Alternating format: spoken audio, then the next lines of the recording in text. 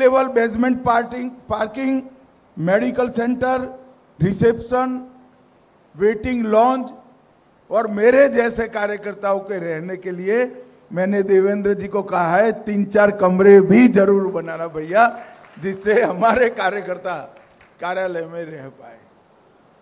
मित्रों, मुझे बहुत आनंद है कि महाराष्ट्र प्रदेश भारतीय जनता पार्टी न केवल महाराष्ट्र में मजबूत हुई, महाराष्ट्र प्रदेश भाजपा ने अपनी परंपराओं को भी याद रखा है और इस स्मरण को अपनी कृति से साबित करने का भी काम किया है।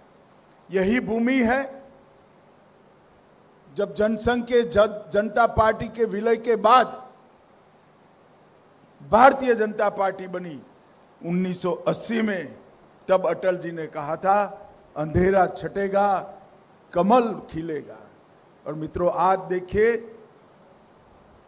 वो 1980 से 96 में ही हम हमारे प्रधानमंत्री अटल जी को प्रधानमंत्री बनते हुए देखे और 11 साल से लगातार 3 बार चुनकर नरेंद्र मोदी जी भारत के प्रधानमंत्री बने। एक प्रकार से करीब करीब 18 साल तक भारत का नेतृत्व भारतीय जनता पार्टी के कार्यकर्ताओं ने किया है। भारत का प्रधानमंत्री भारतीय जनता पार्टी का नेता बना है। ये हम सब के लिए बड़े गौरव की बात है। मगर इस क्षण पर मैं जनसंघ के लेकर आज तक जो इन कार्यकर्ताओं ने एक कठिन पथ को पार करने का काम किया, जिन नेताओं ने जबरदस्त अभाव के बीच में काम कर कर पार्टी की मजबूत नींव डालने का काम किया, पार्टी के विचारों के वटवृक्ष के बीज को बोने का काम किया और बीज से लेकर वटवृक्ष तक वो पौधा खड़ा हो जाए, बड़ा वटवृक्ष बने, तब तक अपने पसीने से सींचने का काम किया।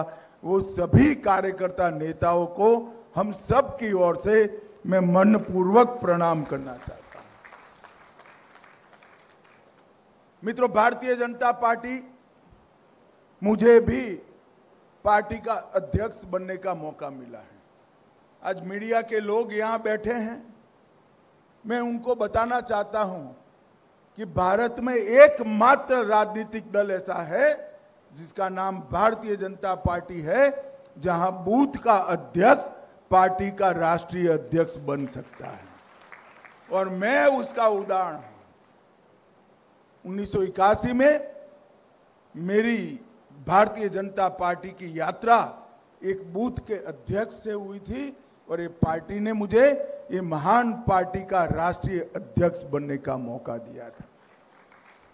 यही बताता है कि हमारी पार्टी परिवारवाद के आधार पर नहीं चलती, हमारी पार्टी लोकतांत्रिक मूल्यों के आधार पर जो परिश्रम करता है, पार्टी के सिद्धांतों पर आगे बढ़ता है, जिसके अंदर परफॉर्मेंस करने की ताकत है, वो ही इस पार्टी में बड़ा नेता बन सकता है मित्रों।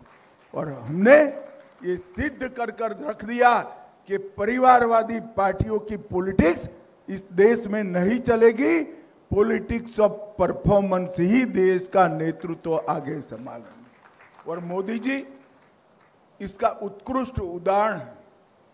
एक गरीब चाय वाले के घर में पैदा हुआ गरीब बालक अपने त्याग, समर्पण, सेवा और देशभक्ति के आधार पर इस देश का प्रधानमंत्री बनता है और 3-3 बार प्रधानमंत्री बनने का सौभाग्य मिलता है। यही बताता है कि लोकतांत्रिक पार्टी में हमारा विश्वास कितना दृढ़ है। और मेरा स्पष्ट मानना है, जो पार्टियां अपने आंतरिक कामकाज के अंदर लोकतंत्र को बहाल नहीं कर सकती, वो पार्टियां देश के लोकतंत्र का कभी रक्षा नहीं कर सकती, कभी रक्षा नहीं कर सकती। और परिवारवादी पार्टियों के लिए ये बहुत बड़ा मैसेज है। मित्रों, आज महाराष्ट्र भारतीय जनता पार्टी अपने नूतन कार्यालय का भूमि पूजन कर रही, उस वक्त जो बचा कुछा काम बाकी है जिला मुख्यालयों का, मेरा अध्यक्ष जी और देवेंद्र जी से अनुरोध है कि 2026 दिसंबर तय कर लो, महाराष्ट्र के 100% जिलों में भारतीय जनता पार्टी का कार्यालय बनाना चाहिए।